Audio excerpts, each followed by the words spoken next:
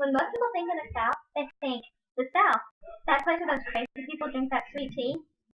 Well, we do love sweet tea. Sweet tea has a very unique and interesting history, despite what some would believe. It actually started all in the 18th century in South Carolina. That's the first place that we know of where tea was grown. It's known that André Michaux, a French explorer and botanist, is believed to have imported it and planted it somewhere near present-day Charleston. In the 19th century, they began to serve tea cold.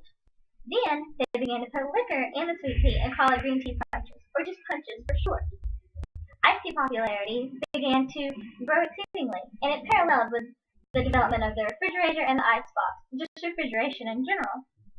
In 1839, there was a cookbook written by Miss Lettice Briand called The Kentucky Housewife.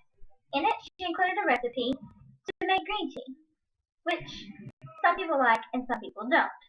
In 1879, there was a cookbook written by Miss Marion Teree called Housekeeping in Old Virginia. That's probably the oldest sweet tea recipe that we have in print using black tea. In 1884, another cookbook was written, and it had a recipe for tea that was called iced tea or Russian tea, which some people might claim sweet tea doesn't just come from the South, it comes from all over. In the 20th century, black tea, which is something that we enjoy today, became very popular, and mostly for serving cold instead of green tea. A man by the name of Richard Bleckenenden is not the creator of iced tea, but is oftentimes mistaken as the creator because of a great idea he had at a fair. He was at a fair one day, it was super hot, and he wanted to hand out drinks to everybody for free. So he started handing out hot tea for free, and nobody wanted it. They didn't want to drink hot tea on a hot day. So he came up with a great idea. He flipped the bottles over, ran it over some cold lead coils, and boom, iced tea. It was a hit.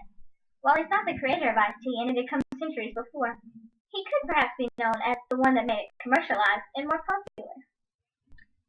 Once American Prohibition began in 1920, it boosted popularity greatly due to the fact that Americans needed to look for some other beverage besides alcohol to drink. Then, in 1995, not too long ago, South Carolina, their tea became known as the official hospitality beverage. Moving on to our century now, in just 2003, John Noel, a Georgia state representative, decided to play a prank and propose a bill to the House. He proposed a bill that said, sweet tea means sweet tea, sweetened with sugar from the beginning of the time it's brewed. Restaurants can serve unsweetened tea if they want, but they must also offer sweet tea as well to their customers. And lastly, any person violating this code section will be guilty of a misdemeanor of a high and aggravated nature. Now, obviously, that bill didn't get passed, but talk about a man that loves his sweet tea. Some other great facts about why people love tea so much. Tea gives great antioxidants. It has way less caffeine than coffee or other sodas, and it hydrates and provides a gentle boost.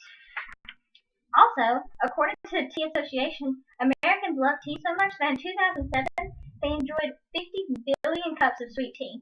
That translates to 2.5 billion gallons. And another great thing, businesses love tea. They love tea so much that they're selling it for $2 a piece, and it only costs them a little under 3 cents just to brew a 16-ounce cup. They're making tons of money off this, and people love it and drink it up all the time. While some people think that sweet tea is just a southern thing, it's actually become a whole lot more than that. People all across the nation have begun to drink sweet tea. McDonald's are starting to have it all over, and it's not just a thing for under the Mason-Dixon line anymore. Sweet tea, perhaps it's not just a southern thing anymore. Perhaps it's beginning to become an American thing.